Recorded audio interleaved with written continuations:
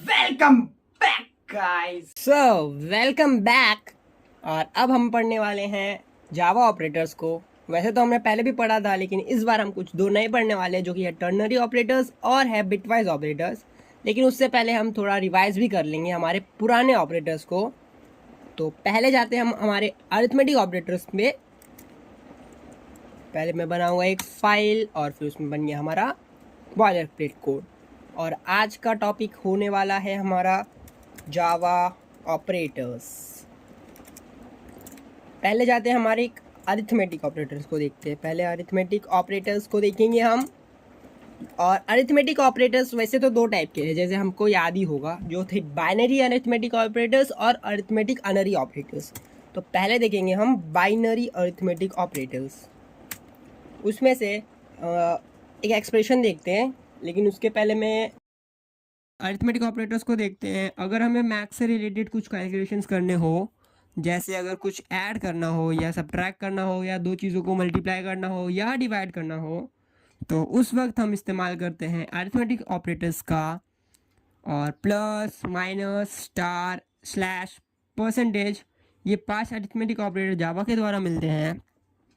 Plus is for addition, minus is for subtraction, star is for multiplication, slash is for regular division जो कि हमें question देता है, and percentage is for modulus division जो कि हमें रिमाइंडर देता है। कुछ वेरिएबल्स बनाना चाहूँगा। ए दैट सेज 52, बी को बोल देते हैं लाइक 21, सी को बोलते हैं हमारा 11, तो 11, डी हो जाएगा हमारा लेट्स से 6, और ई हो गया हमारा अराउंड 8, एफ हो जाएगा 81 कहते हैं, जी को ले लेते हैं 576, और एच को ले लेते हैं 5। ओके, तो हम एक्सप्रेशन यूज़ करेंगे, उसको स्टोर करते हैं रिजल्ट नाम के वेरिएबल में। सो एक्सप्रेशन को क्या ले सकते हैं, कुछ भी ले लेते हैं, चलो a slash b plus c multiply by d and then subtracted by e slash f multiply g and percentage h. तो दिस इज द एक्सप्रेशन। ये थोड़ा सा खतरनाक दिख रहा है, but you know it's easy right. आपने पहले भी ऐसे बहुत सारे किए हुए हैं, but we are just revising it, so let's do it. तो यहाँ पे टोटली हमारे पास 3 ऑपरेटर्स दिख रहे होंगे, आप सॉरी 3 बोलो, एक ये हो गया, फिर हमारा मल्टीप्लिकेशन है, और हमारा एक क्या है, कहा गया वो, परसेंटेज है। ऑलराइट, फिर आ जाएगा प्लस, फिर आ जाएगा माइनस। इसको पहले कमेंट करना पड़ेगा, क्या क्या झंझट है यार। ऑलराइट, तो यहाँ 3 है, and as we all know कि ये तीनों का प्रिसीजन से ज़्यादा है, मतलब ऑब्वियसली स्लैश, मल्टीप्लिकेशन और परसेंटेज का जो प्रेसिडेंस है, जो प्रायोरिटी है, वो ज़्यादा है। तो लेट्स से अभी इसको बोल देता 1, और हमारे प्लस और माइनस को दे देते 2। 1 मतलब हायर प्रायोरिटी, पहले एग्जीक्यूट हो गई है, और 2 मतलब दूसरे बात। ऐसे मैं बस ऑन नोटेशन इसलिए दे रहा हूँ कि थोड़ा एनालॉजी बने, और क्या। तो ये जो यहाँ पे ये है, फिर हमारा ये है, और हमारा ये है, और ये है, ये पहले होंगे, और ये भी वाला भी है, ये पहले होंगे, देन प्लस, और ये माइनस, वैसे दो ही है। सो ये होगा। अब दिक्कत की बात ये है कि ये तीनों में, ये तीनों जो यूज़ हुए हैं, पहले कौन सा एग्जीक्यूट होगा, इवैल्यूएट होगा, आई मीन टू से। तो ऑब्वियस सी बात है कि प्रेसिडेंस के बाद एसोसिएटिव भी चेक करते हैं, अगर दो जगह का प्रेसिडेंस सेम है तो, यानी कि एक से ज़्यादा ऑपरेटर है, तो प्रेसिडेंस के साथ एसोसिएटिविटी को चेक करना पड़ता है। और एज यू ऑल नो, सारे के सारे अरिथमेटिक बाइनरी ऑपरेटर का एसोसिएटिविटी होता है left to right, and that's why पहले हम लेफ्ट वाले को इवैल्यूएट करना पसंद करेंगे, एंड देन राइट वाले को। सो पहले इसको करते हैं कमेंट आउट। नाउ पहले वैल्यू को प्लग इन कर लेते हैं, दिक्कत नहीं होगी। तो हो गया 52, ये हो जाएगा 21, सी है हमारा 11, डी है हमारा अराउंड 6, ई है 8, एफ है हमारा 81, जी है हमारा 576 76 सॉरी, एच है हमारा 5। इसको थोड़ा करते हैं, हाँ परफेक्ट। नाउ अब पहला ऑपरेशन करते हैं 52 डिवाइड बाई 21। अब दोनों इंट है, ऑलराइट, दोनों इंट वेरिएबल है यानी कि इंटीजर है, तो ऑपरेशन भी होगा इंटीजर वाला। तो अगर मैं इसको डिवाइड करना चाहूँ तो 52 21 के टेबल में 21 42 बस, तो 42 माइनस किया तो 2 आना चाहिए आंसर। ओके, इसका आंसर आएगा 2। अभी ये हो गया, अभी ये देखेंगे मल्टीप्लिकेशन में जाएंगे ना, क्योंकि प्लस नहीं कर सकते, पहले ये सारे सॉरी ये सारे हो जाए ये तीनों, तो अभी जाएंगे इसको मल्टीप्लाई करेंगे। तो 11 मल्टीप्लाई बाय 6 कितना होता है? ओके ऐसा करते हैं, हाँ 11 मल्टीप्लाई बाय 6 होता है 66। ग्रेट। अब इसकी बारी 8 डिवाइड बाई 81। 8 डिवाइड बाई 81 कितना होता है? It's obviously 0,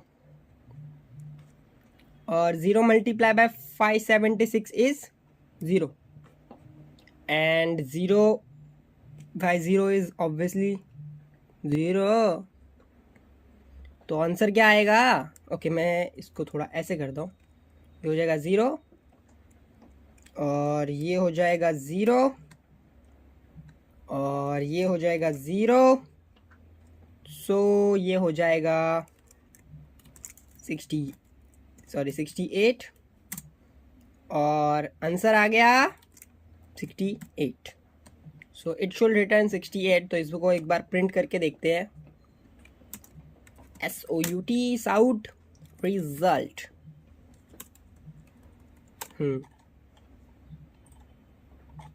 Java main dot Java 68 as expected.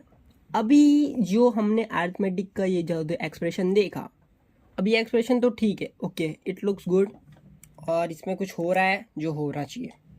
अभी अगर मैं चाहूँ, ओके इसको पहले इसको हटा देते हैं, तो अभी जो ये एक्सप्रेशन है मैं चाहता हूँ कि इसमें जो एडिशन है और सब्ट्रैक्शन है वो प्रायोरिटाइज हो जाए, तो मैं क्या करूँगा, सिंपली उसमें ब्रैकेट के अंदर डाल दूंगा उन दोनों को, ठीक है।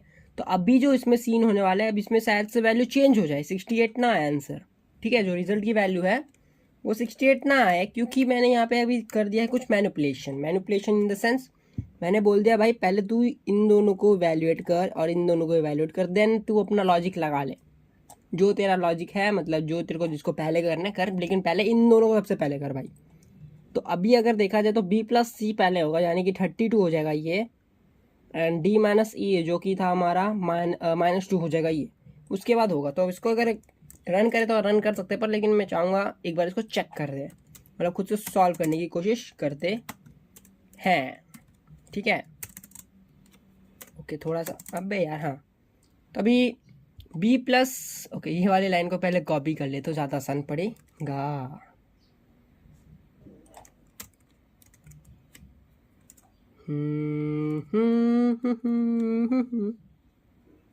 Okay okay okay okay okay okay okay, ये हो गया ब्रैकेट के अंदर, ये भी हो गया ब्रैकेट के अंदर, ठीक है। तो अभी प्लगइन तो कर लिया मैंने। अभी देखो, अब ये जो है पहले ये एडिशन होगा, क्योंकि ब्रैकेट के अंदर वाली चीज़ पहले होती है, तो ये हो जाएगा 32। अभी नेक्स्ट सीन में ये एडिशन को मतलब ये सब्ट्रैक्शन होगा, और ये होना चाहिए -2, इसको ब्रैकेट में रख लेता हूँ, बाद में लोचा नहीं होगा। ये -2 है, -2 बोल रहा हूँ, -2 है, ठीक है। अब हमारा बेसिक जो होता है लॉजिक वही यूज़ होगा, जो प्रेसिडेंस होते हैं, जो एसोसिएटिविटी होती है।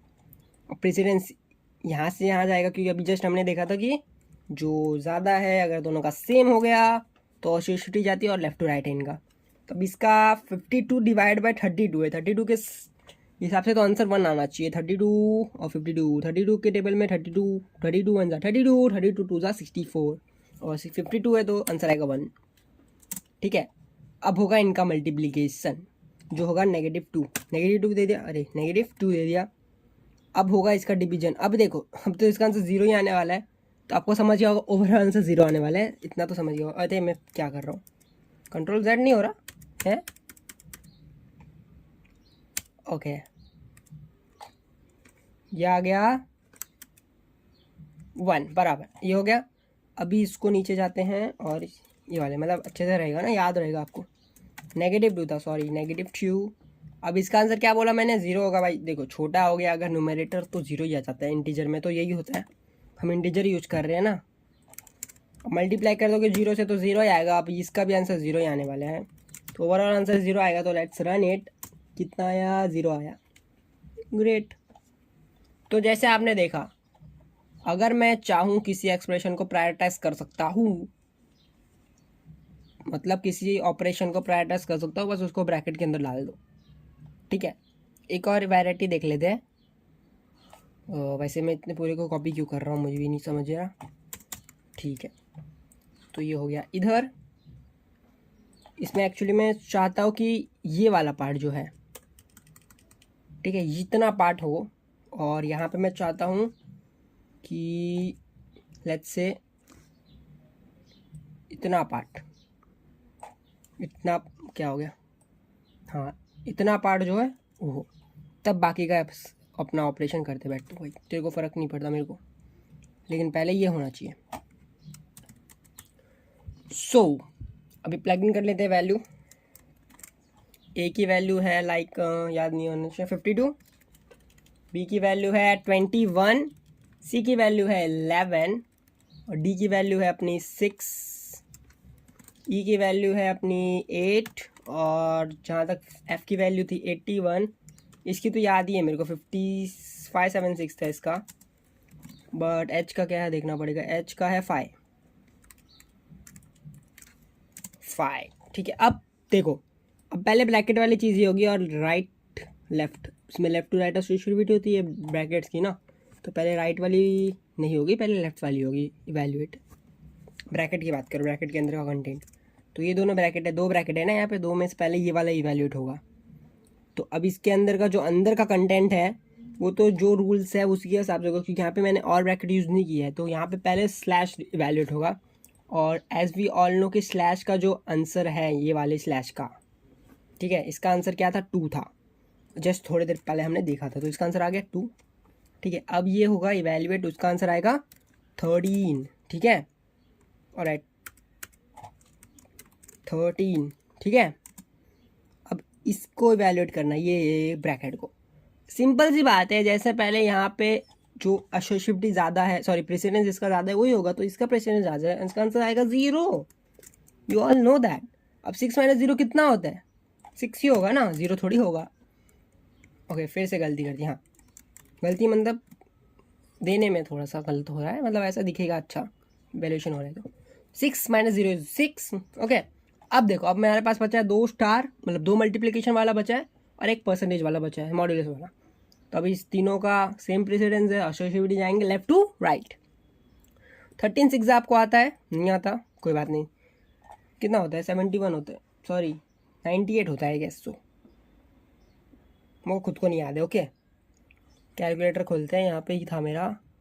13 मल्टीप्लाई बाय, अरे यार 13 मल्टीप्लाई बाय 6, कहाँ गया 6, 78। ओके 78 कितना होगा, 78 हो गया। बार बार वही कर रहा हूँ मैं, कोई बात नहीं होता है। अब ये भाई इतना खतरनाक नंबर दिया हुआ है, ठीक है, इसको मल्टीप्लाई कर देते हैं। 78 multiply by 576, 78 multiply by 576, 78 multiply by 576, 78 multiply by 576। भाई इतना बड़ा नंबर दिया हुआ है, तो अब इसको मैं खुद से मल्टीप्लाई नहीं करूँगा, यहाँ पे लिखता हूँ कितना था, 78 मल्टीप्लाई बाय 576। ओके, आंसर आ रहा है 44928, 44928। अभी इसको अगर मैं डिवाइड करूँ तो आई गेस 3 आएगा रिमाइंडर। आप चेक कर सकते हो इसको by doing it on paper by your hand, और otherwise using calculator like me. मेरे को समझ गया आंसर 3 आने वाला है, तो यू नो कि रिमाइंडर क्या है, 3 आना चाहिए आंसर। सो अगर मैं इसको रन करूँ, पहले इसको क्लियर कर लेता हूँ। हाँ, तो अगर मैं इसको रन करूँ Java main dot Java, okay Java, answer 3 आ गया। Okay great. Arithmetic unary operators, arithmetic unary operators, arithmetic unary operator जिसमें हम इंक्रीमेंट एंड डिक्रीमेंट ऑपरेटर्स पढ़ते हैं. Increment means add by one while decrement means subtract by one. और यहाँ पे 4 operators है जो कि है post increment, post decrement, pre increment and pre decrement. Post increment means पहले वैल्यू यूज करो then increment, while post decrement means पहले वैल्यू यूज करो देन डिक्रीमेंट. और सिमिलरली प्री इंक्रीमेंट मीन्स पहले इंक्रीमेंट करो फिर वैल्यू यूज करो. And post decrement means पहले डिक्रीमेंट करो देन वैल्यू यूज करो. तो एक एक्सप्रेशन बनाते हैं. लेट्स से एक वेरिएबल बनाता हूँ, कुछ भी num1 ले लेते हैं उसको. उसका नंबर दे दिया मैंने 7, ठीक है. और दूसरा वाला है मैंने num2. अब इसमें क्या करता हूँ मैं, plus plus num1 plus num1 plus plus, sorry यहाँ पे चलो माइनस ले लेते हैं. ऑलराइट, यहाँ plus num1 minus minus num1 ले लिया मैंने. और फिर minus minus num1 minus minus. Okay, ये जो मैंने किया है यहाँ पे बेसिकली मैंने सिर्फ सारे अनरी ऑपरेटर यूज़ कर लिए, चारों के चारों. इसका आंसर क्या आना चाहिए, मैं डायरेक्ट प्रिंट कर लेता हूँ. क्या बोलते हो, num1 और num2. राइट, इसको कमेंट कर लेते थोड़ी देर के लिए. 7 और 0. अभी देखो इसका आंसर कितना है. ये जो मैंने एक्सप्रेशन दिया है इसको बोलते हैं नलिफिकेशन ऑपरेशन. यानी कि आप कोई भी नंबर दो, अगर चारों मतलब यहाँ पे जो चारों यूज़ किया ना, मैंने एक ही यूज़ किया ना वेरिएबल, अगर कुछ ऐसा मैंने कर दिया तो इसका आंसर हमेशा 0 आएगा. यहाँ पे मैं कुछ भी नंबर दूँ, देखो ज़्यादा बड़ा हो गया. ओके, कुछ भी नंबर दो आंसर हमेशा 0 ही आने वाला है. num2 हमेशा 0 होगा. ओके, अब इसका क्या आंसर, इसका क्या लॉजिक होता है, समझो मैं कुछ सिंपल सा नंबर लेता हूँ 45. अब इसका क्या लॉजिक होता है कि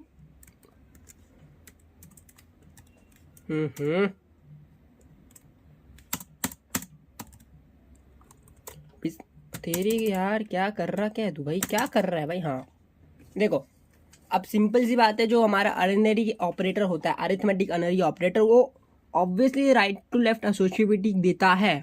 देखो, जो अरिथमेटिक अनरी ऑपरेटर होता है वो एक वेरिएबल लेता है ना, और फिर उसमें या तो इंक्रीमेंट दे देगा या तो डिक्रीमेंट दे देगा. और अब देखो, प्री इंक्रीमेंट और पोस्ट इंक्रीमेंट होता है, प्री डिक्रीमेंट और पोस्ट डिक्रीमेंट होता है. प्री मतलब पहले होगा एडिशन या सबट्रैक्शन जो भी है, इंक्रीमेंट डिक्रीमेंट, फिर यूज़ होगा.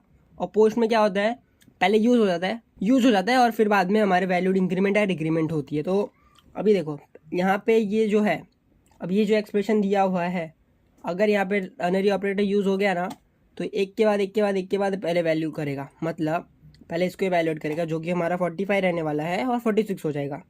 ठीक है, उसके बाद इसको इवैल्यूएट करेगा.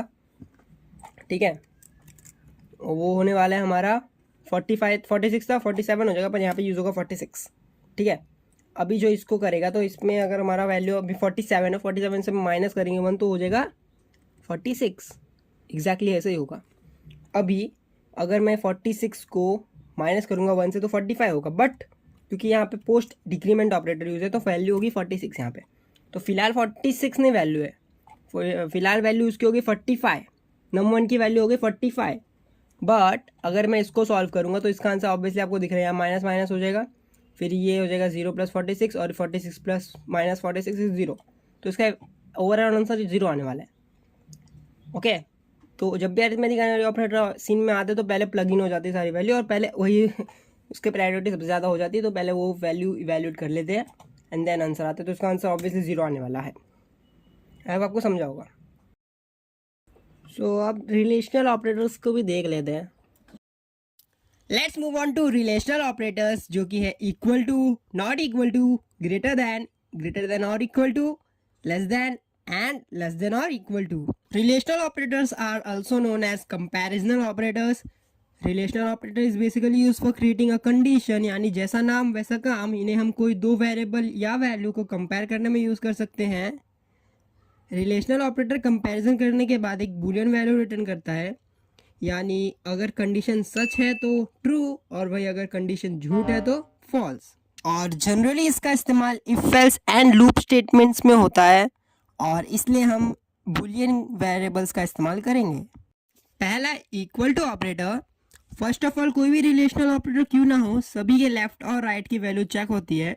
और अगर वेरिएबल हो तो उस वेरिएबल की जो वैल्यू है वो चेक होती है एंड उसके बेस पे कंपैरिजन होके एप्रोप्रिएट बूलियन रिटर्न होती है।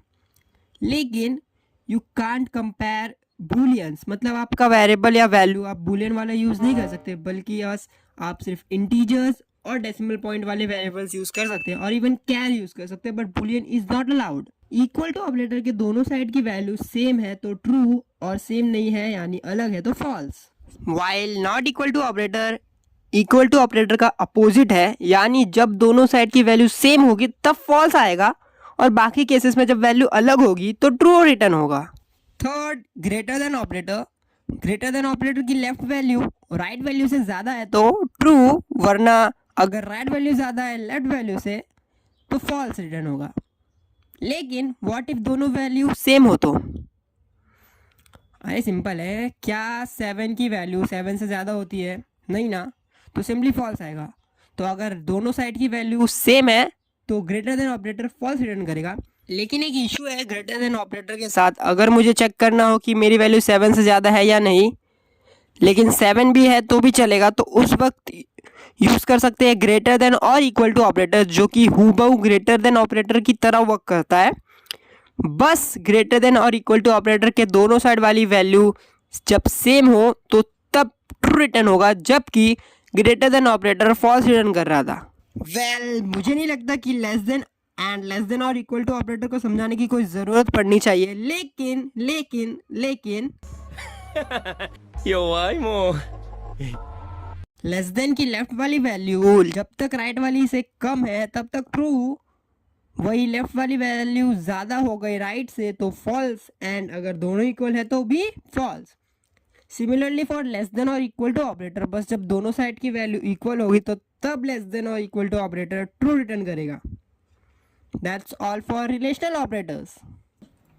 तो थोड़ा सा इसको पहले करना पड़ेगा आगे, बस। ओ हाँ,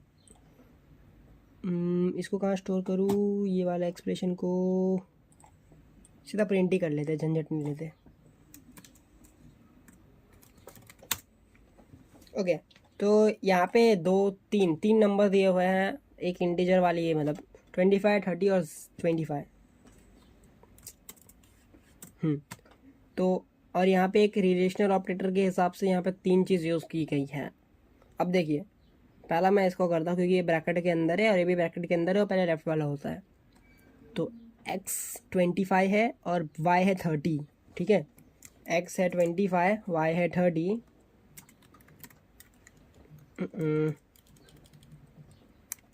x 25, y है 30 और z है वापस से 25। नंबर चेंज कर दूँ क्या? इसको कर देता हूँ 29, ठीक है।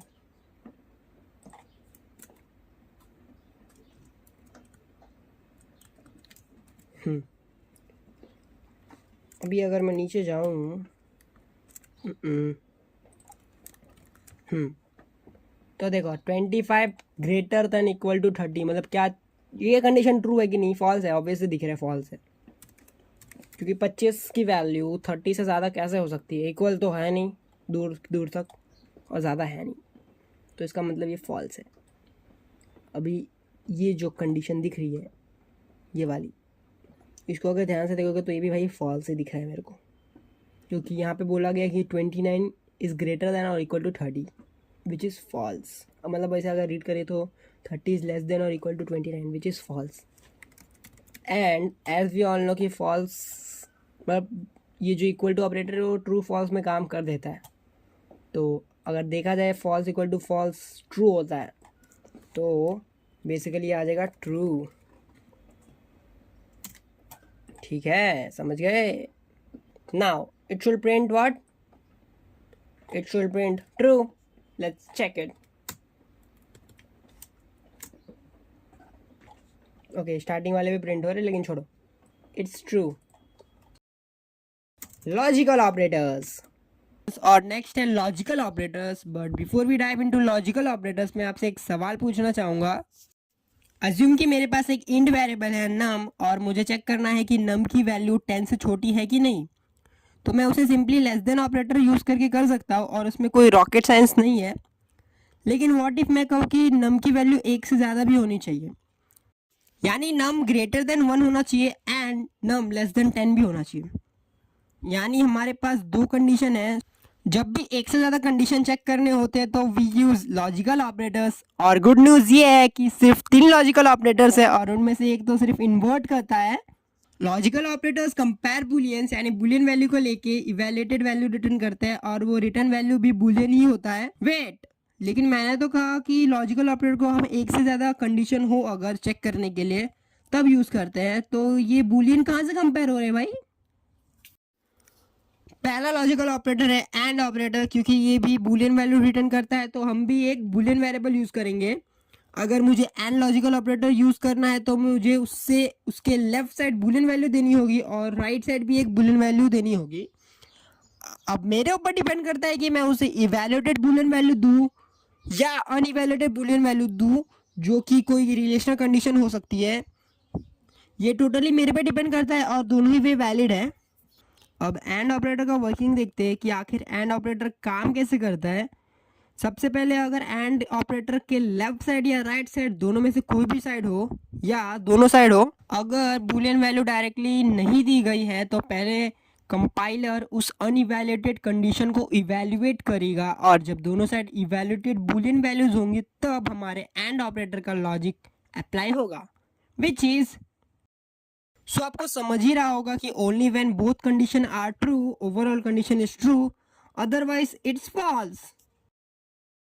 सेकेंड लॉजिकल ऑपरेटर इज और ऑपरेटर और इसका इवैल्यूएशन भी एंड की तरह ही होता है, बस और का लॉजिक अलग है। यानी अगर दोनों कंडीशन फॉल्स है तब ही ओवरऑल कंडीशन फॉल्स होगी, वरना उसके अलावा ओवरऑल कंडीशन हमेशा ट्रू रहेगी। Third and final logical operator है नॉट ऑपरेटर। इसका सिंटैक्स थोड़ा अलग है। एंड ऑपरेटर और ऑपरेटर का क्या था कि उनके लेफ्ट और राइट दोनों में कंडीशन रहती थी, वेदर इज इट इवैल्यूएटेड और अनइवैल्यूएटेड। लेकिन नॉट ऑपरेटर का ऐसा नहीं है, ये सिर्फ एक कंडीशन लेता है और उसको इन्वर्ट कर देता है, यानी उसको अपोजिट कर देता है।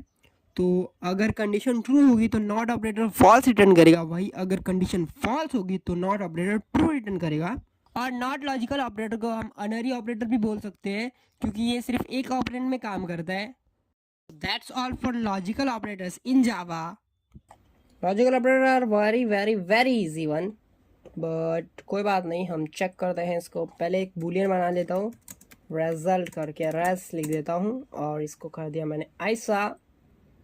अब एक पल के लिए इसको कर देते हैं वैसा। अब एक लगाते हैं यहाँ पे int a1 equal to let's से 65, b1 इक्वल टू लेट्स से 9 and c1 equals to let's say 29. Now the logic is supposed to be this way.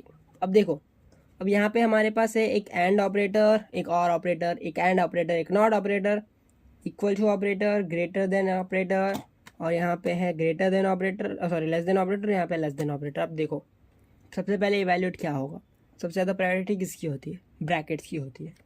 अब देखो ये अक्खा पूरा ब्रैकेट है, ठीक है, ये अक्खा पूरा ब्रैकेट है, ब्लू वाला जो दिख रहा है पहले बाहर वाला, तो सबसे पहले वही वैलिड होगा। और उसके अंदर भी चार है ना, हाँ, 4 अलग अलग ब्रैकेट्स हैं, तो 4 अलग अलग ब्रैकेट्स है तो सबसे पहले लेफ्ट वाला ब्रैकेट वैलिड होगा। तो इसके अंदर सिर्फ अक्खा एक लौता एक्सप्रेशन है, ठीक है, इसके अंदर एक लौता एक्सप्रेशन है जो कि है a1 is greater less than b1, ठीक है। तो अगर मैं उसका मैथ यूज़ करूँ, मतलब सॉरी लॉजिक यूज़ करूँ जो भी रिलेशन ऑपरेटर का है, तो रिलेशन ऑपरेटर के अकॉर्डिंग इसका आंसर क्या आना चाहिए? क्या 65 लेस देन 9 के, ठीक है। पहले इसको प्लग इन कर देता हूँ, ज़्यादा आसान पड़ता है।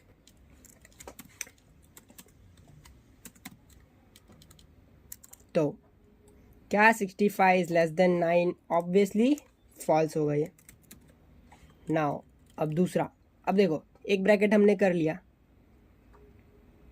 एक सेकेंड ना, ओह माय गॉड, सॉरी मेरे से एक गलती हो गई। मैंने इसको एक ब्रैकेट समझा, ये जो ब्लू है ना, ये एक्चुअली में यहाँ पे एक ब्रैकेट है और यहाँ पे एक ब्रैकेट है, ओके। तो यहाँ टोटल 2 ब्रैकेट्स हैं और के बाद जो और की वजह से सेपरेट हुए हैं, और उसमें से लेफ़्ट और राइट 2 ब्रैकेट हो गए, जो एक ब्रैकेट ये है और एक ब्रैकेट अपना ये है, तो उनमें से पहले ये वाला ब्रैकेट एग्जीक्यूट होगा, इवैल्यूएट होगा, ठीक है, फिर ये वाला ब्रैकेट इवैल्यूएट होगा। तो उस वजह से वैसे तो गलत नहीं कर रहे हम लोग, पर अब ये वाला ब्रैकेट इवैल्यूएट होगा जो कि है ये वाला। अभी देखो ये ब्रैकेट के अंदर कितने ब्रैकेट है, 2 ब्रैकेट थे। अब 2 ब्रैकेट में सबसे पहले लेफ्ट वाला होगा जो कि ये हो गया, अब ये राइट वाला होगा। अब ये राइट वाला भी फॉल्स ही है, ठीक है, ये भी फॉल्स ही हो गया। अब भी ये नहीं होगा, क्यों नहीं होगा, जस्ट नहीं होगा, क्योंकि हमारा पहले तो ये वाला वैलिड हो रहा था ना, तो अब ये वाला पहले वैलिड होगा, तो एंड फॉल्स फॉल्स एंड ही आने वाला है। अब जाएंगे हम इसमें, ठीक है, अब ये वाला अंदर में पूरा वैलिड होने वाला है, पर लेकिन इसमें पहले क्या वैलिड होगा, ये होगा फिर ये होगा, क्योंकि लेफ्ट टू राइट जाते हैं। तो अब ये इक्वल तो है नहीं, ये फॉल्स हो गया। और अब ये देखो पहले ये नॉट ऑपरेटर दिया, तो नॉट ऑपरेटर ये पहले ही वैलिड होगा, जो कि ऑब्वियसली फॉल्स ही है, बट ये ओवरऑल हो जाएगा ट्रू, ठीक है, ये ओवरऑल हो जाएगा ट्रू। अब ये हो जाएगा हमारा एंड ऑपरेटर का लॉजिक, जो कि होगा फॉल्स। फॉल्स क्यों होगा, क्योंकि फॉल्स और false and true is always false in and operator. और अब ये टोटल ओवरऑल हो जाएगा फॉल्स। अब आंसर क्या आना चाहिए, फॉल्स, ठीक है। तो इसको प्रिंट करने के पहले इसको पहले कमेंट कर दिया मैंने, and this is race. Answer क्या आना चाहिए, ठीक है, आंसर आना चाहिए हमारा फॉल्स, फॉल्स आना चाहिए, क्या आना चाहिए, फॉल्स। ओहो फॉल्स आ गया, फॉल्स मतलब सही था। Assignment operator, so it's time for the final operator, जो कि है असाइनमेंट ऑपरेटर। असाइनमेंट ऑपरेटर सबसे इजी टू अंडरस्टैंड और रियली यूजफुल ऑपरेटर है। पहला है सिंपल असाइनमेंट ऑपरेटर, जो कि हमने अब तो 1000 बार देख लिया है, और as we all know that कि ये वेरिएबल में वैल्यू असाइन करने के लिए यूज होती है। इसके बाद आते हैं कंपाउंड असाइनमेंट ऑपरेटर, जो कि कोई नई चीज़ नहीं है, बस एक शॉर्टकट की तरह यूज़ किए जाते हैं। लेकिन उससे पहले हम सिंपल असाइनमेंट ऑपरेटर को अच्छे से समझने की कोशिश करते हैं। Let's say c equal to a plus b, इसका क्या मतलब है, प्रोग्रामिंग के कॉन्टेक्स्ट में इसका मतलब है कि take the value of a and the value of b, add them and assign it to C.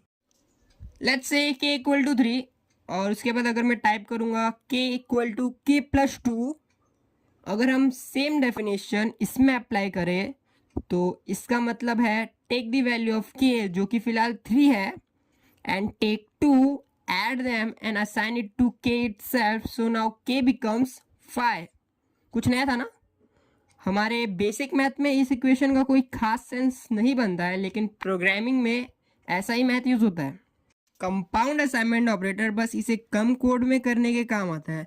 Like हमने जो अभी k इक्वल टू के प्लस 2 लिखा था, उसको मैं अगर k प्लस इक्वल टू 2 लिखूँ तो भी सेम ही मतलब होगा, यानी कि इसमें भी वैल्यू k की 2 से ही बढ़ेगी। सिमिलरली अगर मैं दूसरे ऑपरेटर्स की यूज़ करूँ, मतलब k इक्वल टू के माइनस 2, के इक्वल टू के स्टार 2, के इक्वल टू के स्लैश 2, के इक्वल टू के परसेंटेज 2, तो इन सभी को मैं इस तरह लिख सकता हूँ, और कोई भी मतलब चेंज नहीं होगा, बस मेरे कोड का लेंथ कम हो जाएगा। असाइनमेंट ऑपरेटर्स तो बहुत इजी ऑपरेटर्स है, तो उसमें कुछ ज़्यादा झंझट था नहीं, लेकिन एक थोड़ा सा ट्रिकी वाला क्वेश्चन देख लेते हैं। ऑलराइट, अब ये ABCD वाले को ऊपर से पहले कमेंट करना पड़ेगा। अरे बाबा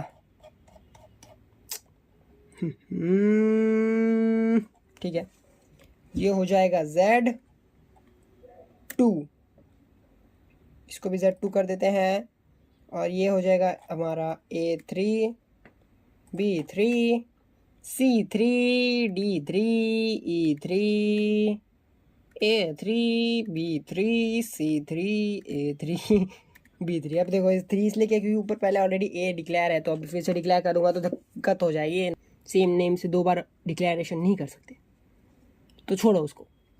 अभी Z2 में क्या आंसर आएगा, ये भी पूरा जो झंझट है वो क्या है। एज सबसे पहली बात, यहाँ पे एक ये हो गया असाइनमेंट, यहाँ पे एक असाइनमेंट ऑपरेटर है, यहाँ पे एक असाइनमेंट ऑपरेटर, ये दोनों असाइनमेंट ऑपरेटर नहीं है, अरिथमेटिक ऑपरेटर्स है, बाइनरी वाले। अब देखो, अब असाइनमेंट ऑपरेटर का क्या लॉजिक है, उसका राइट टू लेफ्ट एसोसिएट भी होता है। तो राइट वाला जो वैल्यू है, अगर वहाँ पे कुछ एक्सप्रेशन दिया तो पहले वैलिडेट होगा, एंड देन वो Z2 में उसके एक्चुअल वैल्यू के साथ ऐड हो जाएगा। जो मतलब जो यहाँ पे देखो परसेंटेज दिया ना, परसेंटेज है तो परसेंटेज हो जाएगा, एडिशन दिया तो ऐड हो जाएगा, ठीक है। तो अगर मैं इसको बड़ा बड़ी में लिखूँ तो इस पर लिखा हुआ है z परसेंटेज, मतलब z2 equal to z2 percentage A3, ठीक है। और फिर वो A3 को लिखा हुआ है equal to A3 plus B3, और फिर उस B3 को लिखा हुआ है B3 इंटू C3, और वो C3 को लिखा कुछ नहीं है, C3 actually plus and then A3 and then slash and then B3। अभी थोड़ा सा कॉम्प्लिकेटेड हो गया होगा, but this is in a single bracket, ठीक है। Alright, this is in a single bracket, क्योंकि ये चारों नहीं होगा, पहले ये तीन होगा। देखो अभी C3 plus A3 slash B3 में पहले ये दोनों इवेल्यूएट होगा। अब A3 कितना है हमारा 15 है, और B3 कितना है 22, तो आंसर क्या आना चाहिए 0 आना चाहिए, ऑब्वियस सी बात है। और C3 कितना है 61, तो ओवरऑल यहाँ पे आ गया 61, ठीक है। अब B3 है 23 और ये है 61, ठीक है। 23 प्लस 60 सॉरी 23 इंटू 61 कितना होगा, 23 इंटू 61, 23 इंटू 61 कितना हुआ 1403। अब B3 की वैल्यू क्या हो गई, मैं यहाँ पे लिख के दिखाता हूँ, चलो यहाँ पे लिख देता हूँ। B3 की वैल्यू हो गई 1403, B3 की मिल गई। A3 की कितनी होनी चाहिए अभी पता नहीं कुछ, ठीक है देखते हैं। B3 हो गया 1403। अब भी ये B3 तो स्टोर हो गया, इक्वल टू काम हो गया। अभी यहाँ पे जो है B3 है, लिखा हुआ B3 था ना, ये देखो यहाँ पे B3 लिखा हुआ है। अब B3 की एक्चुअल वैल्यू कितनी है 1403। अभी ये वाला इवैल्यूएट होगा ना, जो A3 plus equal to B3 है, उसके लिए सिर्फ ये B3 एग्जिस्ट कर रही है, तो बाकी सब होने के बाद आएगा ना। तो अभी जो B3 है 1403, और एक्चुअल A3 की वैल्यू है 15, ठीक है। एक्चुअल A3 की वैल्यू है 15 में अगर मैं ये ऐड करूँगा तो हो जाएगा 1418, ठीक है। अभी A3 में 1418 ऐड हो जाएगा, और ये A3 है, ठीक है। 1418 A3 हो गया 1418।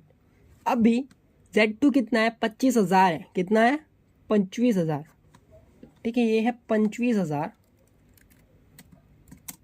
और A3 है 1418, ठीक है।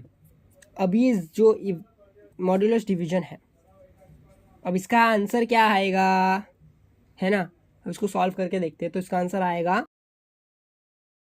अब अगर आप इसको सॉल्व करोगे तो इसका आंसर रिमाइंडर जो आएगा, ये डिवीजन को अगर आप इसको डिवाइड करोगे एज एन इंट, तो जो रिमाइंडर आएगा वो आएगा 894। ओके, सो अगर मैं इसको प्रिंट करूँ तो मैं एक्चुअली में सबको प्रिंट करना पसंद करूँगा। तो साउट लेते हैं, पहले हम प्रिंट करते हैं A3 को, फिर हम प्रिंट करेंगे B3 को, फिर हम प्रिंट करेंगे C3 को, एंड देन हमारा D3।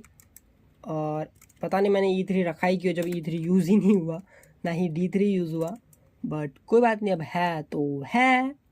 अब आ जाएगा हमारे Z2, ठीक है।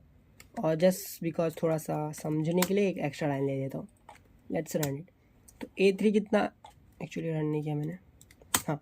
और A3 कितना आया 1418, ठीक है। तो A3 को मैंने 1418 बोला था, A3 1418 आ गया। B को मैंने बोला था कि 1403 आएगा, वो भी एग्जैक्टली आएगा। C3 को छोड़ो कुछ हुआ नहीं उसको, D3 को छोड़ो उसको हुआ नहीं उसको, E3 को छोड़ो कुछ हुआ नहीं उसको। Z2 मैंने बोला था 894 आएगा, और वही आया। Let me introduce you to ternary operator. ये एक तरह का हाइब्रिड है ऑपरेटर्स जो हमने पढ़ा था, और इफ एल्स कंडीशनल्स जो हम बाद में पढ़ेंगे, इन दोनों का हाइब्रिड है टर्नरी ऑपरेटर। ये एक बुलियन कंडीशन लेता है, रिलेशनल कंडीशन, लॉजिकल कंडीशन, या फिर डायरेक्टली एक बुलियन दे दो उसको। इस क्वेश्चन मार्क के पहले आएगा वो बुलियन कंडीशन या वैल्यू, जो भी आप उसे दो। देन अगर वो कंडीशन ट्रू है तो ये कोलन के पहले वाली चीज सीन में आएगी, वरना अगर फॉल्स है तो दूसरी वाली। अज्यूम करते हैं कि ये दोनों इंट वेरिएबल है, और कंडीशन है कि x y से बड़ा है, and x is 17, y is 5, so x बड़ा है, एंड दैट मीन्स कि कंडीशन ट्रू है।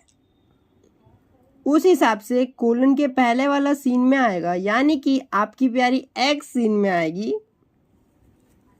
सो इसका क्या मतलब हुआ? सिंपल है, अभी भी टाइम है, मूव ऑन कर लो। やが、お前はまず50をどうにかしろ。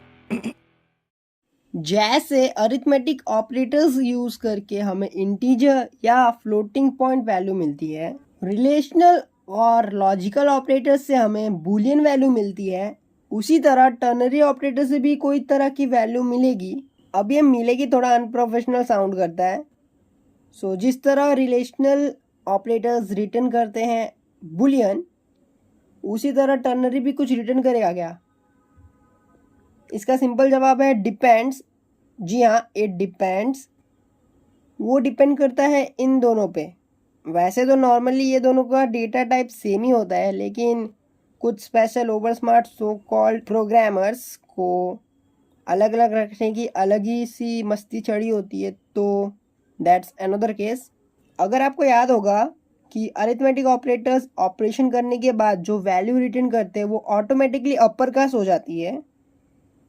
यानी अगर मैं एक इंट 7 और डबल 18.5 को ऐड करूँ तो मुझे 25.5 मिलेगा, जो कि ऑब्वियसली डबल होगा।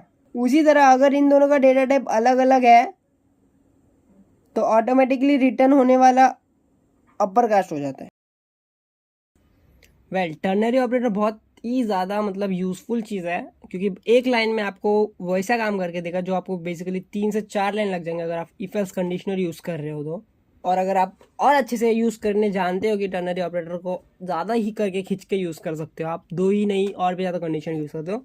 पर पहले हम एक बेसिक देखते हैं जो हमने जब सभी थियरी में देखा था कि ए और बी, अगर ए बी से बड़ा है तो ट्रू हुआ और बी से बड़ा नहीं है तो फॉल्स होगा। और अगर कंडीशन ये ट्रू हुई तो ए एग्जीक्यूट हो जाएगा, मतलब ए चला जाएगा जेड में, और अगर कंडीशन फॉल्स हुई तो बी चला जाएगा जेड में। तो ये एक्चुअली ये एक्सप्रेशन का मीनिंग हुआ, ये टर्नरी ऑपरेटर का पूरा एक्सप्रेशन जो है उसका मीनिंग हुआ। तो अगर देखूँ तो 18, ए की वैल्यू फिलहाल मैंने 18 रखी है और बी की वैल्यू 7 है, तो 18 ज़्यादा है, तो आंसर आना चाहिए यहाँ पे जेड में, सॉरी हाँ वही जेड में आंसर आएगा हमारा 18, मतलब वैल्यू आएगी जो 18 आएगी। तो जेड की अगर मैं प्रिंट करूँगा तो आंसर 18 आना चाहिए। ठीक है, 18 आया। ठीक है, ये तो आपको समझ गया, इतना तो आपको आराम से समझ गया होगा।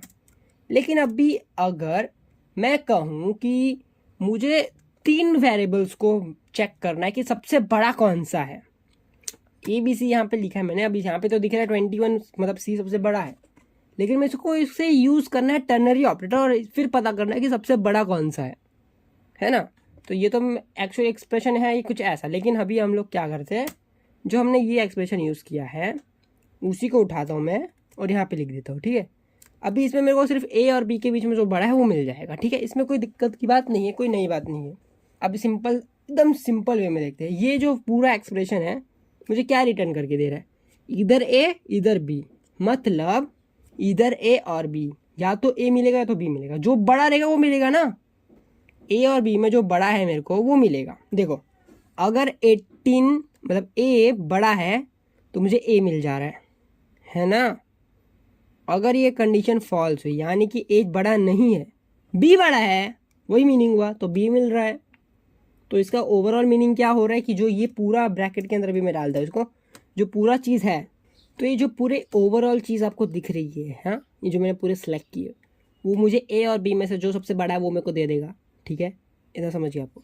अब जो भी बड़ा हो, ठीक है, मतलब मेरे को एक इंट वैल्यू मिल रही है ना, इसलिए जेड में एक इंट वैल्यू स्टोर हो रही, तो इसलिए हो रहा था, कोई एरर नहीं आया था, क्योंकि अदरलेस वो एक इंट रिटर्न कर रहा है। तो वो जो इंट है या तो ए है या तो बी है। अब मेरे को सी भी चेक करना है, ए बी और सी, ए बी और सी ये तीनों में से मेरे को सबसे बड़ा है वही डी में स्टोर करना है। तो अभी ए और बी तो चेक हो गया। अब मैं इसको चाहता हूँ कि और टर्नरी ऑपरेटर को कैसे तो यूज़ करूँ मैं, सी भी आ जाए और सी भी चेक हो जाए और सी में ए बी सी तीनों में से जो सबसे बड़ा है वो स्टोर हो जाए। तभी देखो सेम वे यूज़ करूँगा, जैसे यहाँ पे कंडीशन बना के मैंने टर्नरी ऑपरेटर यूज़ करके 2 दिए थे उसको, तो अभी मैं एक कंडीशन बनाऊँगा, यानी कि जो ए और बी मेरे को मिल रहा है वो अगर बड़ा है सी से, एक कंडीशन बन गया। ठीक है, इसको मैं डाल देता हूँ ब्रैकेट के अंदर, और फिर यहाँ पे मैं यूज़ करूँगा टर्नरी ऑपरेटर। और अब मैं दूंगा, अभी देखो कंडीशन क्या कह रहा है, कंडीशन कह रहा है कि ए और बी जो मिला मेरे को, उसमें से अगर वो दोनों में से जो भी मिला वो सी से बड़ी है, यानी कि तीनों में सबसे बड़ी वही होगी जो रिटर्न हो रही है, ए और बी, है ना। तो वो दे दो। तो यानी कि अगर वो रिटर्न हो रही है तो सबसे बड़ी वही हुई, तो यानी कि जो रिटर्न हो रही है, मतलब इसमें से जो रिटर्न हो रही है, ये जो पूरी चीज़ें, इसको सिलेक्ट कर दूंगा मैं और इसको यहाँ लिख दूंगा, ठीक है। अगर ट्रू है तो यानी कि सबसे बड़ी वो है ए और बी में से जो यहाँ पे मेरे को मिलेगी, वो डाल दो। अगर ये फॉल्स है तो सी दे दो। समझ रहे हो क्या कह रहा हूँ मैं। अभी ये थोड़ी सी ज़्यादा मतलब बड़ी दिख रही है ना, तो क्या कर सकते हैं हम लोग, इसको एक अलग जगह स्टोर कर सकते हैं। जैसे मैंने जेड पे स्टोर करके रखा है, तो मैं इसको रखूँगा जेड और पूरे इसको लिख दूंगा जेड, ठीक है जेड। अब ये देखो पहले की तरह होगा कि नहीं हो गया, सिंपल वे वाला हो गया ना। अगर z बड़ा है सी से तो z दे दो, अगर z बड़ा नहीं है तो c दे दो। अब भी वही z को हमने कैसे रखा था, ऐसा रखा था, है ना। तो अब इसका आंसर क्या आना चाहिए, सी, यानी कि 21 आना चाहिए, सबसे बड़ा वही है ना। तो डी को प्रिंट करके देखते हैं क्या आएगा, 21 आया, समझ गए। एंड आप इसको और खींच सकते हो, 3 के बाद 4 कर सकते हो, 5 कर सकते हो, 6 कर सकते हो, 1000 कर सकते हो, लेकिन 1000 मत करना, पागल हो जाओगे। वेल देखो, जो अपना बिटवाइज ऑपरेटर है वो थोड़ा सा कॉम्प्लेक्स चीज़ है, यानी कि अगर आपको बिट मैनिपुलेशन नहीं आता और आपको अगर बाइनरी कन्वर्जन नहीं आता, नंबर को हमारे डेसिमल टू बाइनरी कन्वर्जन आपको नहीं आता, बेस 2 और बेस 10 के बीच के कन्वर्जन नहीं आते, आपको नहीं पता कि कितने टाइप अलग अलग टाइप के नंबर सिस्टम होते हैं, तो आपको शायद ये समझे ना। इसलिए इट्स रिकमेंडेड कि आप पहले बाइनरी नंबर सिस्टम के बारे में समझ लो और डेसिमल नंबर सिस्टम के बारे में समझ लो, उनके बीच में कन्वर्जन कैसे होता है वो समझ लो, एंड देन आपको शायद से बिटवाइज ऑपरेटर समझेगा, क्योंकि it is what low level programming looks like. दो मैं आपको दो मतलब बोले तो, जबकि मैं आपको ये पूरा तरीके से लो लेवल अभी नहीं सिखाऊंगा, क्योंकि low level as a beginner सीखना थोड़ा सा कॉम्प्लेक्स हो जाता है। बट जो मैं सिखा सकता हूँ, जो आपको शायद समझ जाए, I will try my best to teach you that. So अगर हम जाए तो बिटवाइज ऑपरेटर वैसे तो 7 हैं, लेकिन we are just gonna learn 4 of them for now. And पहला है एंड। अब ये जो एंड है और जो हमारा लॉजिकल डबल एम्परसेंट वाला एंड था, वो दोनों अलग हैं, इंटायरली अपोजिट है, बिल्कुल भी कुछ लेना देना नहीं है उनका, ठीक है, कुछ भी लेना देना नहीं है उनका। अब इसके पहले मैं देखता हूँ, समझो हमारे पास एक नंबर है, इट्स 6, ओके। अगर इसको मैं बाइनरी में कन्वर्ट करूँगा तो इट्स लाइक 110, ठीक है। उसी को अगर मैं बाइट में स्टोर कर रहा हूँ, ठीक है, बाइट मेरा नंबर ए हो गया, इसको दे दिया और 6। अभी जो बाइट में स्टोर होगा ये नंबर, वो कैसे स्टोर होगा, बाइट है 8 बिट, पहला होता है साइन बिट, ठीक है, 110 ये नंबर है, 1 2 3, ठीक है, 4। तो बाइट में जो स्टोर होगा 6, यानी कि ये जो ए में स्टोर हो रहा है तो ऐसा स्टोर होगा वो एज बाइनरी, ओके। अभी अगर मैं कुछ ऐसा लिख दूं कि 6, एक और नंबर ले लेते पहले, byte b equal to, let's say हम 2 रखते, फॉर सिंप्लिसिटी मैं थोड़ा छोटे छोटे नंबर ले रहा हूँ। तो अभी जो 2 होता है, 2 का बाइनरी क्या होता है, 2 का बाइनरी क्या होता है, 10, सिर्फ 10, ठीक है, सिर्फ 10 होता है 2 का बाइनरी। अभी अगर इसको मैं बाइट में स्टोर किया तो उसको 7 बिट में स्टाफ से ऐसा कुछ होगा नंबर स्टोर, ओके।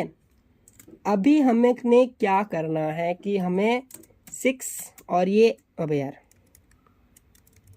हाँ 6 एंड 2 करना है, ओके। अब ये हम बिटवाइज ऑपरेटर यूज़ करें तो ये इंटीजर्स में काम करता है, 6 एंड 2 करना है हमें। सो अब ये जो है लोचा वो कैसे होगा, यहाँ पे लिख देता हूँ 6 एंड 2। अब इसका जो लॉजिक होता है, देखो ये है 0 0 0 0 0 1 1 0 और ये है 0 0 0 0 0 0 1 0। नाउ देखो, अगर हम बुलियन अलजेब्रा पे जाएंगे ना, तो उसमें जो एंड ऑपरेटर होता है, एंड गेट होता है, जो उसमें and gate I mean to say, उसका लॉजिक कुछ होता है, एंड गेट लिख देता हूँ यहाँ पे, बुलियन अलजेब्रा की बात हो रही है, ठीक है। तो अगर ए बी आउट, 0 0 देता है 0, ठीक है। 0 1 देता है 0, ठीक है। 1 0 देता है हमारा 0, और सिर्फ 1 और 1 में ही 1 आता है। ये जो एंड लॉजिक होता है हमारा बुलियन अलजेब्रा का लॉजिक होता है, एंड गेट का लॉजिक। बुलियन अलजेब्रा की बात हो रही, सेम होता है, मतलब देखो जैसे लॉजिकल एंड काम करता है वैसे ही काम कर रही है, बट ये बस नंबर बुलियन में काम कर रहा है ना, बिट में, बिट 0 और 1 में काम कर रहा है, तो सेम लॉजिक यहाँ पे यूज़ होने वाला है। समझ रहे हो मेरी बात? तो अगर हम एंड यूज़ कर रहे हैं तो 0 0 मतलब इसके ये वाला बिट, ये वाला बिट ऐसे चेक होता है, ठीक है। MSB LSB होता है ना, first bit, second bit, third bit, fourth bit, fifth bit, तो दोनों का फर्स्ट बिट सेम होगा, सेकंड चेक होगा, सेकंड बिट दोनों का सेकंड बिट चेक होगा। तो हम ऐसा जो मैंने लिखा वैसे चेक होने वाला है। तो 0 0 0 देगा, ये भी 0 देगा, ओके, ये भी 0 देगा, ये भी 0 देगा, ये भी 0 हो गया, ये भी 0 हो गया, ये इकलौता 1 है और ये 0 है। तो आंसर क्या आया? आंसर क्या आएगा? आंसर ये हो गया, मतलब जो यहाँ पे आएगा, ये जो रिटर्न कर रहा है वो आंसर आएगा ये, यानी कि एक बाइट ही रिटर्न हो रहा है बेसिकली, देखा जाए तो बाइट यूज़ करो तो बाइट रिटर्न हो रहा है। अब इसका एक्चुअल वैल्यू हमारे डेसिमल में क्या होगा? एक्चुअली ये 2 होगा, वो भी पॉजिटिव 2 होगा, है ना। देखो ना, सेम ही तो है, इतने में कन्वर्ट भी करने की ज़रूरत नहीं है, सेम ही आया। तो आंसर आना चाहिए 2, ठीक है। एंड यू कैन सी कि 2 आंसर आया है। और गेट का भी सेम है, ओके। और गेट का जो ये है, मतलब तरीका जो है ना, और gate, nor gate, xor gate और एंड गेट, ये बिटवाइज का जो है, बिटवाइज ऑपरेटर की बात हो रही है, ये सब बिट्स के बात की कर देंगे। तो आपका जो नंबर दोगे आप, इंटीजर नंबर मतलब डेसिमल वाला नंबर, जैसे मैंने 6 दिया था, 2 दिया था, तो जो जिस वे में स्टोर है वो बिट बाइनरी फॉर्म में, जिस वे में स्टोर है हमारे वेरिएबल के अंदर, उसके जो बिट्स निकालेगा वो साइंड बिट, अनसाइंड बिट, मतलब वैल्यू बिट और साइन बिट दोनों निकालेगा, और दोनों के बीच में ऑपरेशन करेगा। जैसे अभी हमने एंड यूज़ किया था तो एंड वाले ऑपरेशन हुए, अभी हम अगर और यूज़ करेंगे ना तो और वाले ऑपरेशन होंगे। तो ये जो लिखा है ना, ये जो लिखा है, ठीक है, जो है और का लॉजिक है ना, ठीक है, और का लॉजिक दिखाते हैं हम, और ठीक है, इसको यहाँ पे ऐसे लिख देता हूँ, सीधा सिंबल दे देता हूँ, आपको समझ जाना चाहिए। अभी और का लॉजिक क्या हो कहता है कि अगर एक भी 1 आ गया तो आंसर ओवरऑल 1 आ जाएगा, ठीक है। जैसे एक भी ट्रू था तो एक भी ओवरऑल आंसर ट्रू हो जाता था ना, overall evaluation true, overall logic true हो जाता था। तो उसी वे में इसका अगर एक भी 1 है तो ट्रू हो जाएगा, ऑलराइट। तो अगर मैं यही चीज़ को लूँ, ठीक है, इसी चीज़ को मैं प्रिंट करना चाहता हूँ, बस यहाँ पे मैं बिटवाइज और यूज़ कर लिया। तो अगर ये जो हमने ये नंबर लिया था इसको ही कॉपी कर लेते हैं, ठीक है, ओके, कहाँ गया? हाँ, ये 6 है, 6 कुछ ऐसा दिखता है, ये 2 है, 2 कुछ ऐसा दिखता है। तो अगर मैं और लगाऊंगा दोनों के बीच में तो कुछ ऐसा दिखेगा। अब देखो, सेम जो यहाँ पे हमने देखा ना, और गेट का जो बुलियन लॉजिक आ रहा है वही लॉजिक लगा लेते हैं। अब 0 है तो 0 ही रहेगा, दोनों 0 तो कुछ हो नहीं सकता, ये भी 0 है, सॉरी ये भी 0 है, 0 है, 0 है। अब यहाँ देखो, 1 0 तो 1 दे देगा, 1 1 तो 1 ही देगा, और 0 0 ऑब्वियसली 0 ही देगा, कोई ऑप्शन है नहीं। अब ये जो मिला है हमको, उसको हम लोग अगर डेसिमल में कन्वर्ट करेंगे तो which is suppose to be, अब इसका आंसर आना चाहिए 2 और 4, 6 आएगा इसका आंसर, ओके। 1 2 4 4 2 6, हाँ, इसका आंसर आना चाहिए पॉजिटिव 6। क्या आना चाहिए? पॉजिटिव 6। देखो ये साइन बिट 0 है ना, इतना तो समझ रहा होगा ना, तो इसका आंसर आना चाहिए 6, सॉरी वेट अ सेकंड, 6 ही बोला ना मैंने, चेक करने दो मेरे को, वैसे 6 आया था, 6 करेक्ट। तो दैट्स हाउ बिटवाइज और यूज ऑपरेटर काम करते हैं। अब अगर हम लोग इंट यूज़ करेंगे ना, और इंट में बहुत बड़ा नंबर देंगे तो बहुत बड़े नंबर का बहुत अलग बाइनरी आएगा, उस बड़े नंबर वाले बाइनरी को अगर हम एक एक करके बिटवाइज चेक करते बैठेंगे ना, तो एक ट्यूटोरियल को बनाने में 1 घंटा लग जाएगा, इस ट्यूटोरियल को बनाने में आराम से, खाली इस एक को इवैल्यूएशन को दिखाने में। इसलिए अभी छोटा नंबर ले ले, क्योंकि अभी तो सीख ही रहे बिटवाइज ना, बाद में दिखेंगे बड़े बड़े नंबर, पहले छोटे छोटे में पहले लॉजिक समझ लेते, कॉन्सेप्ट समझ लेते, आखिर क्या काम कर रहा है। तो और हो गया। अब नॉट का यूज़ करते हैं, नॉट को चेक करते हैं। अभी देखो, नॉट को पहले प्रिंट कर लेता हूँ मैं। अभी ये नॉट, जैसे हमारा लॉजिकल नॉट में सिर्फ एक ही ऑपरेंड जाता था, तो यहाँ पे सिर्फ एक ही नंबर जा सकता है, तो 6 लेते हैं, ऑलराइट 6 लिया मैंने, पर लेकिन यहाँ पे 6 को मैं मैं 6 लिख रहा क्यों, मैं जब यहाँ पे दे दिया हूँ, मैं पागल हो गया हूँ थोड़ा सा।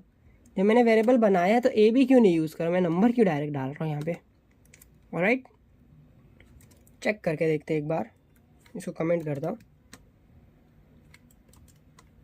वही आएगा आंसर। और क्या 2 6 बराबर। तो अभी नॉट देखते हैं। जैसे हमारा नॉट ऑपरेटर लॉजिक में, नॉट लॉजिक ऑपरेटर क्या करता था, सिंगल ऑपरेंड लेता था, तो यहाँ पे भी एक सिंगल ऑपरेंड ही जाएगा। और यहाँ पे क्या लॉजिक होता है, लोचा होता है, देखते हैं।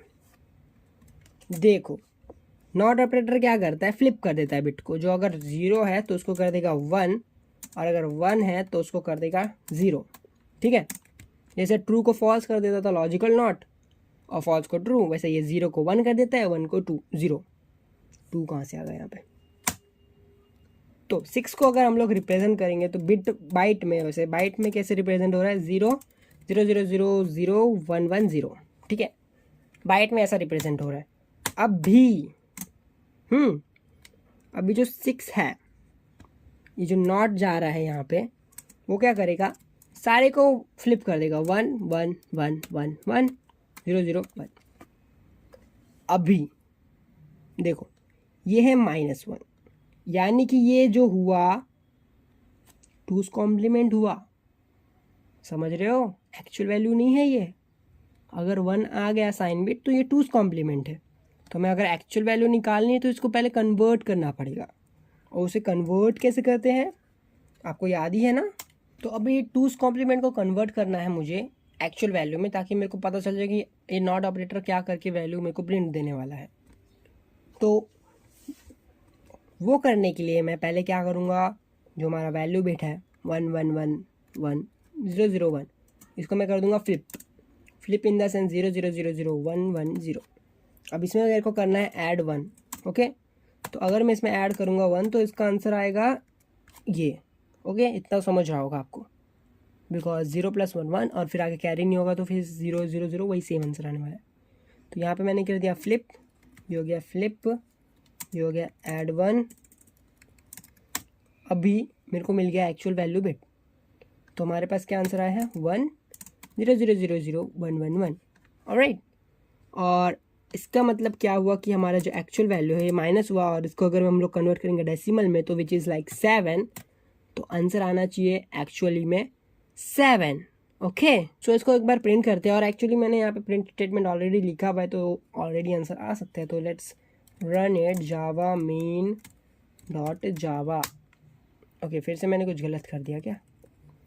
ऑलराइट, मेन डॉट जावा, क्या आंसर आया, -7। अभी ये तो हमने देख लिया इतना बड़ा ऑपरेशन करके। अब अगर आप नॉट ऑपरेटर यूज़ कर रहे हो तो उसका सिंपल क्विक आंसर होता है, अगर समझो मैंने नॉट ऑपरेटर लिया किसका, 8 का, ठीक है, उसका आंसर क्या आएगा पता है, 8 में एक ऐड कर दो, यानी कि 8 + 1, और उसका नेगेटिव ले लो, मतलब 8 + 1 कितना होता है, 9 होता है। तो अगर मैं नॉट ऑफ 8 लूँगा तो उसका आंसर आएगा 9, -9। ठीक है, अब ए को हम लोग यहाँ पे करते हैं, ए को कर लिया मैंने 8, ठीक है, ए को कर लिया मैंने 8। राइट, कमेंट करते हैं, ए को अगर मैंने कर लिया 8 तो आंसर क्या आना चाहिए, 9 आना चाहिए, नेगेटिव वाला, -9 आ गया। और अभी समझो इसको मैंने कर दिया 126, तो आंसर क्या आना चाहिए, -127।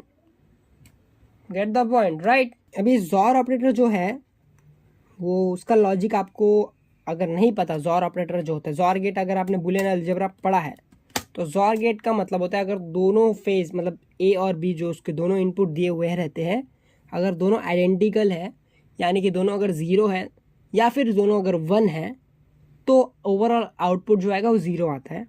और अगर दोनों आइडेंटिकल नहीं है तो जॉर गेट बोलता है अगर आइडेंटिकल नहीं है तो ये 1 आएगा आंसर, समझे। तो जॉर गेट का जो लॉजिक होता है, जॉर गेट का बुलियन अलजेब्रा यूज़ हो रहा है यहाँ पे। तो अगर ए दिया मैंने उसको और अपने ने बी दे दिया, तो उसका जो जॉर आएगा, देखो अगर 0 है, 0 0, उसका 0 के 0 0 का क्या आएगा, 1 आ जाएगा, सॉरी 0 आ जाएगा। अगर 0 और 1 दे दिया तो अभी दोनों आइडेंटिकल है क्या, बिल्कुल नहीं है, मतलब दोनों सेम है क्या, नहीं है ना, तो आंसर 1 आ गया। अब अगर 1 और 0 दूंगा तो इस वाले केस में भी दोनों सेम नहीं है, तो आंसर 1 आ गया। लेकिन अगर दोनों 1 1 दे दिया मैंने तो अभी क्या हो गया कि दोनों अलग नहीं है, दोनों सेम है, यानी कि 0 आ जाएगा। तो जॉर गेट कुछ ऐसा करता है। और जैसे हमने देखा था 6 मतलब एंड और में देखा हमने बिट्स के साथ जैसा खेल होता है, सेम खेल यहाँ पे भी वैसे ही होगा। और लेट्स पहले ये लिख देते हैं। और राइट क्या कर दिया मैं, ए जॉर बी। ओके, यानी कि हमारे पास जो ए है वो क्या है, 6 है। 6 को अगर मैं बिट में ले रहा हूँ तो क्या हो रहा है, 0 0 0 0 1 1 0। ठीक है, बाइट यूज़ किया ना हमने, तो बाइट में 8 बिट में स्टोर हो रहा है तो ऐसा स्टोर हो रहा है। और 2 के साथ जाएंगे तो ये हो रहा है कुछ ऐसा स्टोर। ठीक है, अभी हमें जॉर यूज़ करना है। क्या यूज़ करना है, जॉर, जॉर ऑफ 6 और 6 एंड 2। अब जैसा ये टेबल दे रहा है वैसा ही काम होगा। ठीक है, आइडेंटिकल है तो 0, नॉन आइडेंटिकल है तो 1।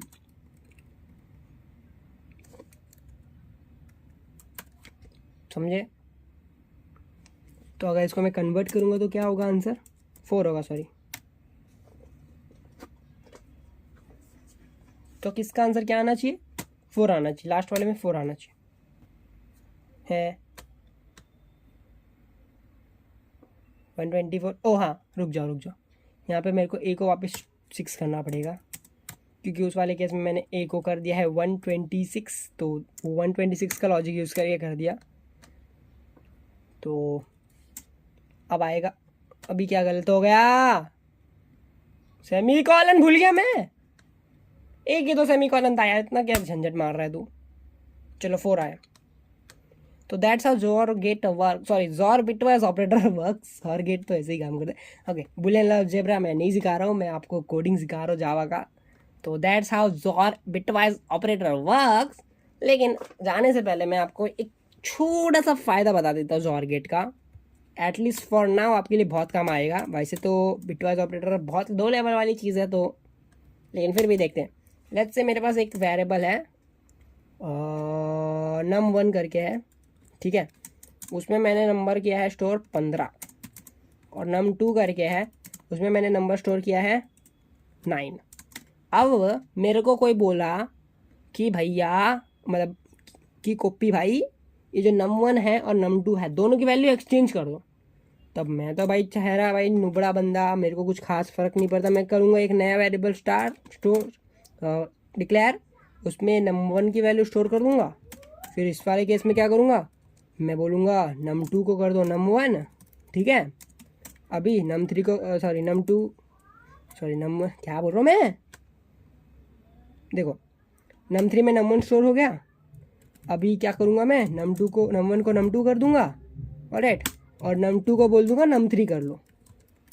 अब क्या होगा, एक्सचेंज हो जाएगा। ठीक है, ये जो है ये एक्सचेंज हो गया, यहाँ पे मैं num1 प्रिंट करता हूँ और यहाँ पे मैं num2 प्रिंट करता हूँ। ठीक है, तो 9 और 15, num1 क्या है 9 बन गया, num2 15 बन गया, चेंज हो गया, एक्सचेंज हो गया। बट यहाँ पे हमने क्या यूज़ किया है कि एक्स्ट्रा वेरिएबल बनाया ना।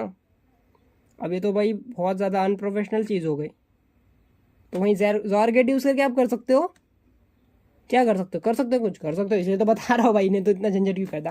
देखो जॉर गेट भाई, आपको 2 ही वेरिएबल रखना है और आप जॉर गेट को यूज़ करके कर सकते हो एक्सचेंज वेरिएबल की वैल्यू, दोनों वेरिएबल की, मतलब जो भी जस्ट हमने किया वो सेम कर सकते हो। ठीक है, तो उसको कैसा करने का, num1 लो, देखो num1 लिखा, दूसरी लाइन में num2 लिखा, तीसरी लाइन में num3 लिखा, सॉरी num1 लिखा, num3 यहाँ से आया यहाँ पे, ये इक्वल टू यहाँ पे, और यहाँ पे भी इक्वल टू दे दिया, सेम num1 यहाँ लिखा, फिर जॉर लगा दिया, num2 लगा दिया, और ये जो है ये पूरा कंटेंट बस कॉपी कर दो। ठीक है, कॉपी कर दो, कॉपी हो गया, मतलब सेम एक्सप्रेशन ये भी है ये, बस यहाँ पे num1 num2 num3 बस। अब ये जो है एक्सचेंज कर देगा, कर देगा भाई, कर देगा, सच बता रहा हूँ, कर देगा। रन करके देखते, देखो कर दिया, इसने भी वही तो किया 9 15। समझ रहे हो, समझ रहे हो ना, नहीं समझ रहे हो, इसको थोड़ा अच्छे से लिख देते हैं।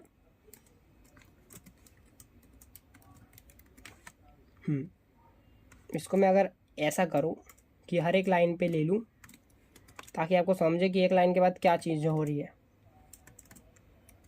ठीक है,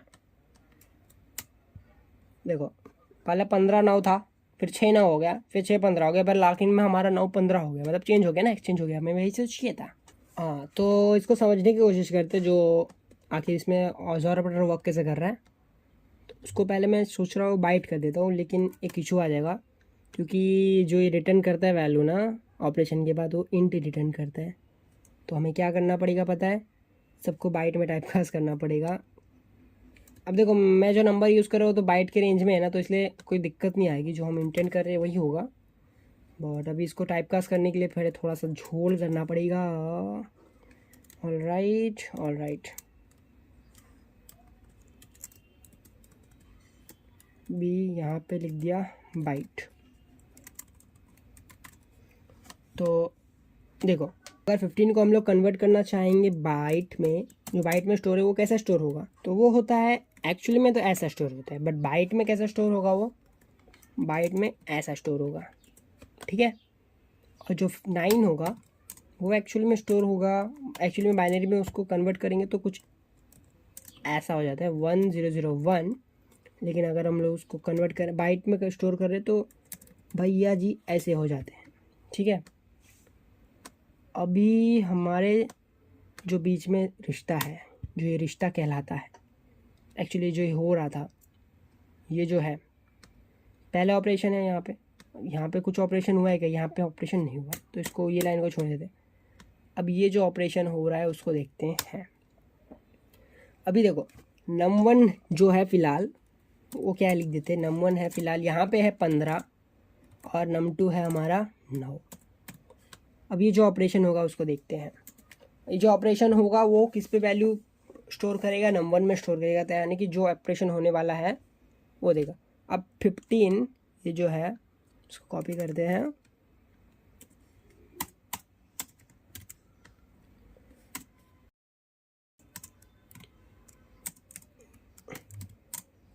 तो देखो जैसा हम कर रहे थे वैसे करेंगे, तो ये 0 0 सॉरी 0 0 0 0 0 1 1 0, ये कितना है,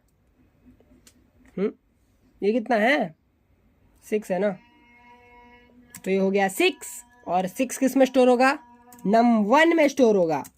तो हमारा num1 जो है वो 6 है और num2 जो है वो 9 है। सो ये जो num1 है अभी 6 हो गया और num2 एग्जैक्टली वही है 9 है, क्योंकि अभी हमने जो ऑपरेशन किया वो num1 को चेंज किया।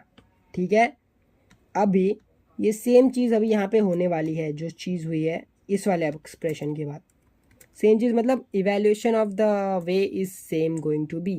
ठीक है, देखो अभी फ़िलहाल तो num1 है हमारा 6, ठीक है, और ये जो चला गया अभी चला जाएगा।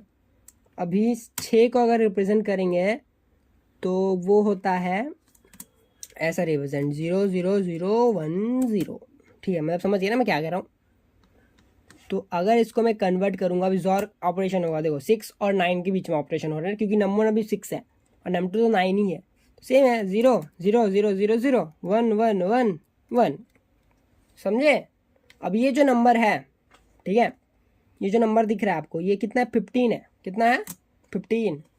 कैसे बताया मैंने अभी 15 है, अरे बाबा ये देखो ना, यहाँ पे तो हमने देखा था 15 को ऐसे लिखते हैं, समझ रहे हो ना, ये 15 है।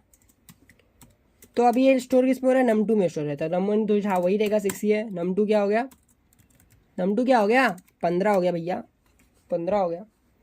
ठीक है, अब सेम खेल होगा यहाँ पे, सेम नहीं होगा, मतलब तरीका वही होता है। num1 क्या है हमारा अभी 6 है, num2 क्या है भाई, num2 तो 15 है भाई, 15। ठीक है, अभी अगर मैं 6 को चेंज करूँगा किसी बिट में, सॉरी जैसे स्टोर होता है, कैसे स्टोर होता है, 6 तो ऐसे स्टोर हो रहा है, ठीक है, बाइट में ऐसे स्टोर हो रहा है। अब 15 कैसे स्टोर होता है, 15 कुछ ऐसे स्टोर होता है, देख रहे हो ना, ये 15 है ये, भाई तू स्टोर, हाँ 15 ऐसे स्टोर होता है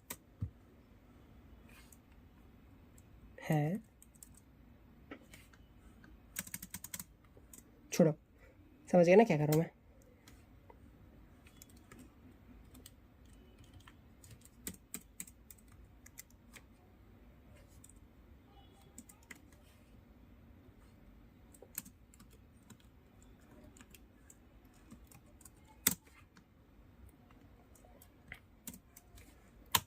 तो अगर इसमें हम लोग और जॉर गेट यूज़ कर लेंगे तो क्या होगा, सिंपल सी बात है, जो होना है वही होगा।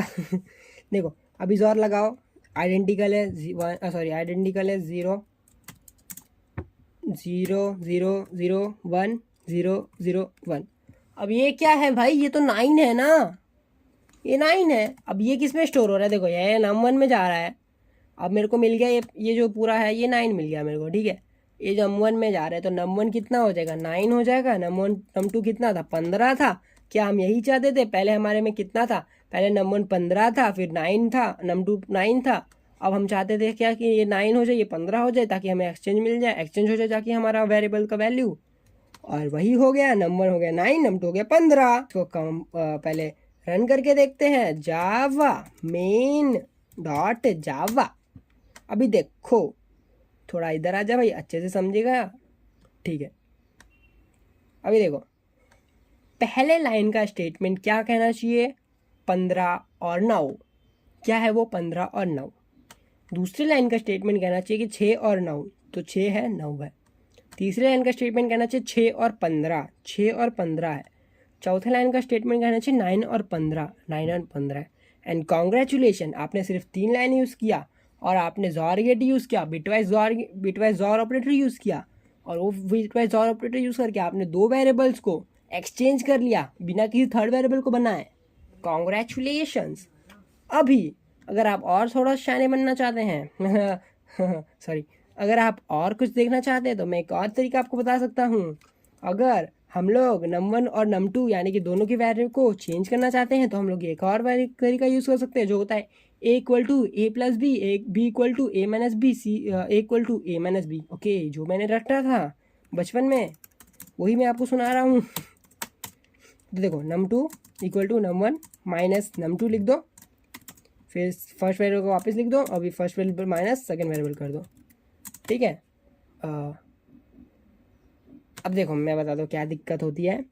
जो हमारे ऑपरेशंस होते हैं ना, बाइट प्लस बाइट, अगर अरिथमेटिक ऑपरेशन कर रहे हो या फिर कोई भी बिटवाइज ऑपरेशन भी कर रहे हो ना, तो क्या होता है, ये प्रमोट हो जाता है इंट में। अब पता नहीं क्यों होता है, बस हो जाता है, ठीक है। तो अभी जो हो जाता है ना, तो ये दिक्कत दे रहा है, इसलिए दे रहा है भी हमारा जो VS चच्चा है ना, VS कोड चच्चा बोल रहे भाई तुम यहाँ पे गलत कर रहे हो यार, हमारे होते हुए ऐसा कैसे हो सकता है, आप इंट को बाइट में कैसे घुसेड़ दे रहे हो यार, टाइपकास्ट करो यार, बताओ तो भाई कि घुसेड़ना है, ऐसा थोड़ी होता है। मतलब भाई देखो कितना आयरनी की बात है, मतलब कंपायरर को मालूम है कि मैं इंट में बाइट मतलब बाइट में इंट घुसा रहा हूँ, लेकिन उसको इतना नहीं समझ रहे कि मैं चाहता हूँ बाइट हो जाए वो। नहीं भाई, तुम डिक्लेयर करो, तुम बताओ, तभी हम करेंगे। हमें पता है तुम क्या गलती करो, पर हम सुधारेंगे नहीं तुमको, तुम खुद से सुधरो। अब देखो अभी यहाँ फ़िलहाल कितना था, 9 15 था ना, तो अब यहाँ पे हुआ 15 9, ठीक है। अभी इसको मैं प्रिंट करता हूँ ना, मैं काहे के लिए फालतूगिरी कर रहा हूँ। अभी 15 9 होना चाहिए, लास्ट वाला लाइन 15 9 होना चाहिए, समझ गए। तो ये थी 5वीं कक्षा की नंबर वैल्यू एक्सचेंज करने की तरीके कहाँ से आ गए। और ये जो थी, ये थी 15वीं कक्षा की। ऐसा कुछ नहीं है, आप किसी भी को यूज़ कर सकते हो, बट क्योंकि ये जो कहाँ गया भाई, ज़ोर वाला जो है, ये वाला ज़ोर वाला जो है झंझट ना, कहाँ गया भाई तू, मेरे को याद भी नहीं दिख रहा। हाँ ओके, मैंने बहुत सारा लाइन लिख दिया ना, तो इसे दिख नहीं रहा है यहाँ पे। ये जो है ना, ये ज़ोर गेट यूज़ करके 3 लाइन में जो मैंने वैल्यू एक्सचेंज की ना, तो वो थोड़ा फास्ट होता है और कम मेमोरी लेता है, बिकॉज मतलब देखो सिंपल सी बात बोलो ना, क्योंकि ये बिटवाइज है तो ये लो लेवल पे जाता है चीज़ें, और इसलिए ये थोड़ा सा एफिशिएंट हो जाता है एज़ कम्पेयर टू जो हमने अरिथमेटिक यूज़ करके किया, ठीक है। तो अगर आप जा रहे हो कि कौन सा ज़्यादा फास्ट है, कौन सा ज़्यादा एफिशिएंट है, तो it is bitwise xor operator when we are exchanging values of 2 variables without making a third variable, और दोनों ही काम करते हैं। बट अगर आप यही जानना चाहते हो विच वन इज़ बेटर ज़ोर, which one is easier, well दोनों सेम ही है, ऑलमोस्ट सेम है। बस एक ही आपको यहाँ पे आपको याद रखना है कि कौन सा प्लस कौन सा माइनस रखना है, पहला प्लस और दोनों माइनस रखना है। बट यहाँ पे आपको सिंपली ज़ोर ही यूज़ करना है और सब कुछ सेम ही है। बस यहाँ पे num1 num2 num1, जो कि यहाँ पे भी num1 num2 था, मतलब a b a, first variable second variable third variable, फिर यहाँ पे भी फर्स्ट वेरिएबल सेकंड वेरिएबल और ज़ोर, पूरा तीनों, ये जो पूरा एक्सप्रेशन है सेम है तीनों में, ठीक है, यहाँ पे ज़्यादा आपको याद नहीं रखना पड़ेगा, यहाँ पे आपको याद रखना पड़ेगा पहले में प्लस है, फिर बाकी दो लास्ट में माइनस है। जी हाँ, तो दी एंड हो चुका है। आज के लिए बस इतना ही, फिर मिलेंगे किसी और वीडियो में, तब तक के लिए बाय बाय।